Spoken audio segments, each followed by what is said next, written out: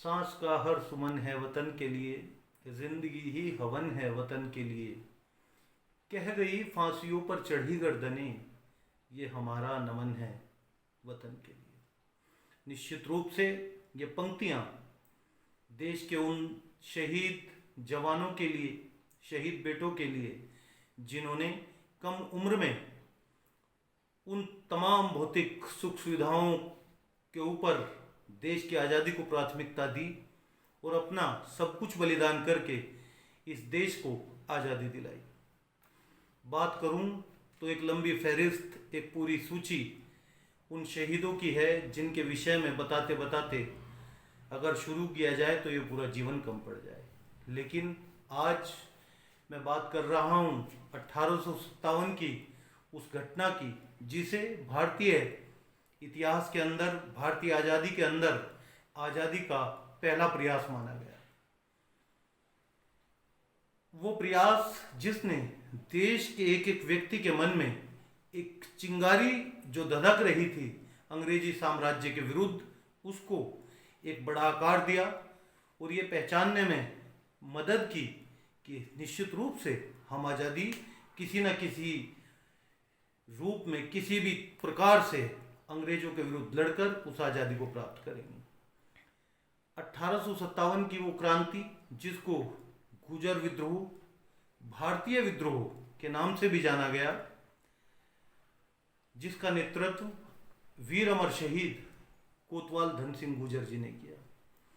10 मई 1857 की वो घटना जिसने अंग्रेजों के उस साम्राज्य की नींव को पूरा हिला दिया और देश के एक एक व्यक्ति के अंदर एक नई चेतना पैदा की। पुलिस फोर्स, विद्रोही सैनिकों के साथ धन सिंह गुर्जर जी ने उस आंदोलन का नेतृत्व किया जिसमें पांचली, नंगला, गगोल और आस पड़ोस के क्षेत्रों से जुड़े सभी व्यक्तियों ने आंदोलन को अपना सहयोग दिया और एक छोटी घटना, या अंग्रेजों ने जिसको विद्रोह का नाम दिया, उसको विद्रोह न मानकर भारतीय इतिहास के अंदर स्वतंत्रता के प्रथम प्रयास के नाम से जाना गया।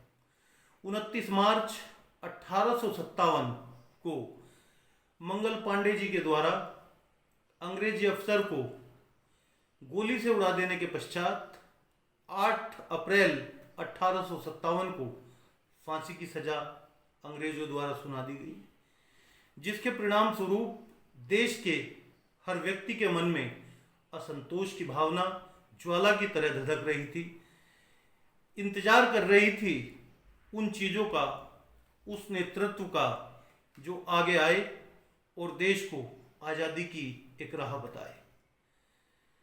10 मई की घटना के लिए अंग्रेजी सरकार द्वारा बाद में मेजर विलियम्स की अध्यक्षता में एक जांच आयोग बनाया गया, जिसमें पूर्ण रूप से अंग्रेजों ने, उनकी जांच समितियों ने ये माना कि धन सिंह गुर्जर, जिनका पुश्तैनी गांव मेरठ के समीप पांचली में था, अगर चाहते तो उस घटना को नियंत्रित कर सकते थे, लेकिन धन सिंह गुर्जर के द्वारा पूरी घटना को नियंत्रित ना करके उकसाया गया, भीड़ इकट्ठा की गई और उसको एक भयावह आकार दे दिया गया।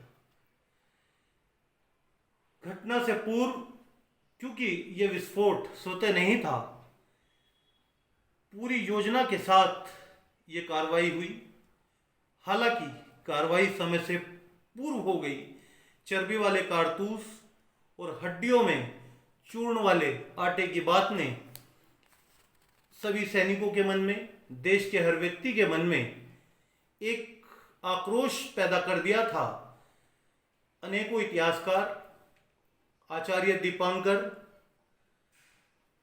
वीडी सावरकर और रंजीत गुहा, उन सब ने माना कि आंदोलन को, लोगों को एकत्रित करने में, लोगों को आंदोलन का उद्देश्य बताने में अयोध्या से आए एक साधु की महत्वपूर्ण भूमिका उस समय रही। इतिहासकारों की माने, जानकारों की माने तो उन महात्मा को दयानंद सरस्वती माना गया। धन सिंह गुर्जर वास्तव में उस आंदोलन के प्रणेता थे जिन्होंने लोगों को इकट्ठा किया, देश की आज़ादी के विषय में पूरी बात उन तक पहुंचाई। अनेकों कारण मंगल पांडे जी की घटना के अतिरिक्त भी ऐसे थे जिन्होंने देश के मन में रोष पैदा किया।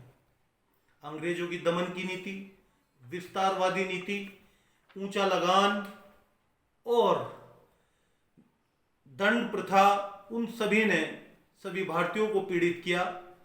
एक घटना पांचली गांव की ऐसी थी जिसको देख के धन सिंह गुर्जर जी के मन में एक ज्वाला धधक उठी, क्योंकि धन सिंह गुर्जर जी के पिता स्वयं पांचली के मुखिया थे और पांचली के ही नरपत सिंह, मंगत सिंह, झज्जर सिंह, 3 किसान जिनको अंग्रेजों ने किसी घटना के लिए दंडित किया, तीनों फरार हो गए अंग्रेजों के भय से। अंग्रेजी प्रशासन ने आदेश निकाला कि किसी भी प्रकार तीनों को उपस्थित किया जाए, अन्यथा उसकी सजा गांव के मुखिया को मिलेगी। लेकिन झज्जर सिंह और नरपत सिंह वापस आ गए, जिसके बाद उन सभी को कोड़े लगते देख धन सिंह गुर्जर के मन में भी अनेकों प्रश्न थे, जिसके लिए उन्होंने तय कर लिया था कि आगामी रूपरेखा या आगामी भविष्य किस प्रकार से होना चाहिए।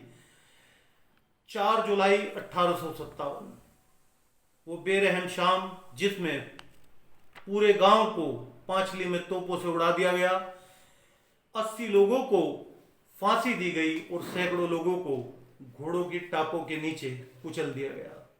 9 अगस्त को दशहरा का वो दिन, जब गगोल के 9 लोगों को अंग्रेजों ने उस विद्रोह के लिए, उस घटना के लिए फांसी चढ़ा दी गई, और जिसके विरोध में आज भी गगोल के लोगों द्वारा दशहरा नहीं मनाया जाता।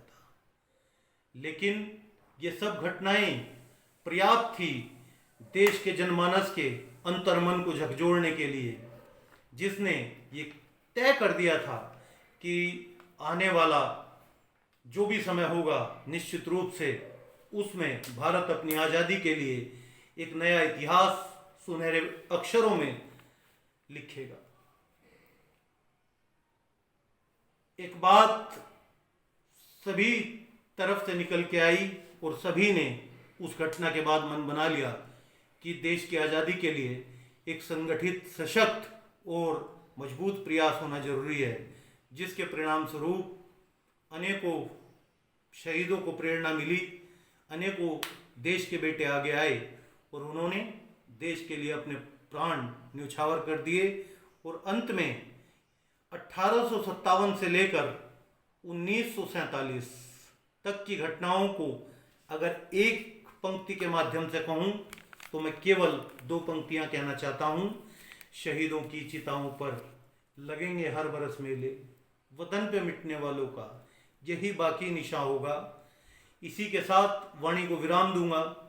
जय हिंद, जय भारत, वंदे मातरम। धन्यवाद।